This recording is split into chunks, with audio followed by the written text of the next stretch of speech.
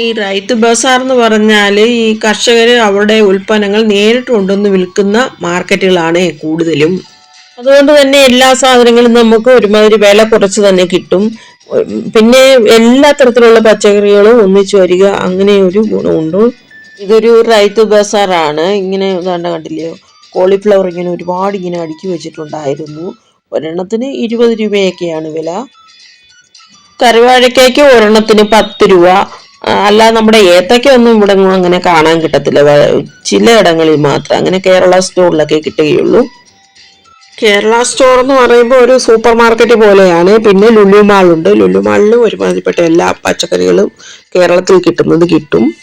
തക്കാളിക്ക് നല്ല വിലക്കുറവാണ്. കിലോ 15-20 ഒക്കെ രൂപയേ ഉള്ളൂ.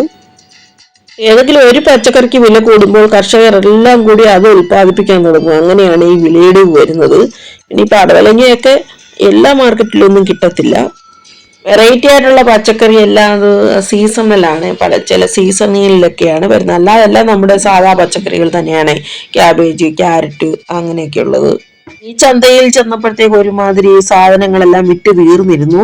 പിന്നെ നമുക്ക് പ്രത്യേകതയായിട്ട് തോന്നിയത്, ഇവിടെ ഇപ്പോൾ സംക്രാന്തി വരികയല്ലേ, അതിന്റെ മുഗ്ഗുപൊടി എന്ന് പറയുന്ന സാധനം ഇങ്ങനെ പാക്കറ്റുകളാക്കി പല കളറിലുള്ളത് ഇങ്ങനെ വെച്ചിട്ടുണ്ട്. അതിനകത്ത് തന്നെ ഇങ്ങനെ ബോട്ടിൽ പോലെയൊക്കെയുള്ള ഇത് ഇടാനുള്ള സാധനങ്ങളും വെച്ചിട്ടുണ്ട്. ഇട്ട് വച്ചിരിക്കുന്നതുകൊണ്ടാണ് നമുക്ക് വിചാരിക്കും ഇവിടുത്തെ എല്ലാവരും അങ്ങ് കലാകാരികളുമാണെന്ന്. അതുപോലെയാണ് അങ്ങ് നല്ലതുപോലെ നല്ല നല്ല ഡിസൈനുകൾ. എൻ്റെ വീട്ടിൽ തന്നെ ഒരു വലിയൊരു കളക്ഷൻ ഉണ്ട് ഈ മുഗ് ഡിസൈനിന്റെ. പണ്ടൊക്കെ ദിവസവും ഇടുമായിരുന്നു. പിന്നെ ഇവിടെ അതിനുള്ള സാഹചര്യമില്ല. ഇത് കണ്ടോ, കാച്ചിൽ വളരെ അപൂർവമായിട്ട് കാണുന്നതാണ് ഇവിടെ. കിലോ 80 രൂപയാണ് ചോദിച്ചത്. വേറെ കിട്ടുന്നതൊക്കെ ആണെങ്കിൽ കിലോ 150 അങ്ങനെയൊക്കെ വരാറുണ്ട്. ഇത് ഇച്ചിരി ലാഭമാണ്, പിന്നെ നല്ലതാണ്, തിന്നാനും കുഴപ്പമില്ല. പിന്നെ മത്തങ്ങ ഒരുപാട് വിഭവങ്ങൾ നമ്മുടെ ചാനലിൽ തന്നെ കിടപ്പുണ്ട്, നോക്കിയാൽ മതി. ഇഷ്ടം പോലെ ഉണ്ട്. മത്തങ്ങ കൊണ്ട് എന്തൊക്കെയോ ഇവർ ചെയ്യും. മുരിങ്ങയ്ക്കായ്ക്ക് ഇവിടെ നല്ല വിലയാണ്. ഇനി ഒരു വശത്ത് മുഴുവൻ ഇങ്ങനെ ഇലക്കറികൾ ഇങ്ങനെ വെച്ചിരിക്കുകയാണ്, പലതരത്തിലുള്ളത്. നമ്മുടെ ചുമന്ന ചീരയും കണ്ടു, അത് ഭയങ്കര വിലയാണ്. ഒരു കെട്ടിന് 30 രൂപ ചോദിച്ചു. ചെറിയ കെട്ടാണ്. ഇവിടുത്തെ ആഴ്ച ചന്തയിലാണെങ്കിൽ പച്ചക്കറിക്കൊക്കെ നല്ല വില കുറവാണ്. ചീരയ്ക്കൊക്കെ ഒരു ചെറിയ കെട്ടിന് 10 രൂപ അങ്ങനെയൊക്കെ ഉള്ളൂ. ഒരു സൈഡിൽ പൂവിൻ്റെ മാർക്കറ്റും ഒരു സൈഡിലാണെങ്കിൽ പഴങ്ങളുടെ മാർക്കറ്റുമാണ്. പഴങ്ങൾക്കൊക്കെ നല്ല വിലക്കുറവുണ്ട്.